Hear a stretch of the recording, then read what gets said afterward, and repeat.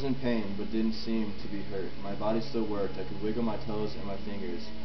I didn't seem to be bleeding. I slowly put my ear to Mindy's mouth to check for breath. There was none.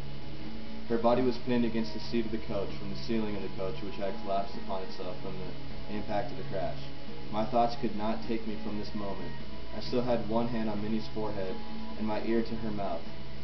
I moved my other hand to her wrist. I knew this would give me a better indication of Mindy's state, a pulse. I felt her wrist for one. I didn't feel anything. I checked again, nothing.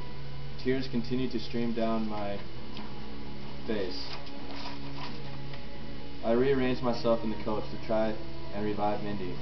I started CPR, pushing against her chest and counting to 10, and then giving her my oxygen. As I pressed my lips against hers, I felt nothing, just the feeling of the air passing over me from outside the coach. Everything was spinning. It felt like I was drunk. It felt like I was about to collapse onto the ground, as if I was slowly falling onto my back to close my eyes for the night, not knowing if I would ever open them again. Why did this happen? But I couldn't ask that, not now. I couldn't start to place the blame on something, the horses, the road, the night, myself. I did feed the horses bacon scraps. I tried not to think, just resuscitation. 1, 2, 3, 4, 5. Lips to hers, oxygen into her lungs. 1, 2, 3, 4, 5. I pressed against her chest, my lips to hers. 1 breath, 2 breaths, 3 breaths, making sure to hold her head back and pinch her nose to ensure oxygen reached her lungs. I repeated both steps several times. The feeling of spinning was becoming too strong. I paused after 4. Blood continued to flow from the cut in Minnie's forehead.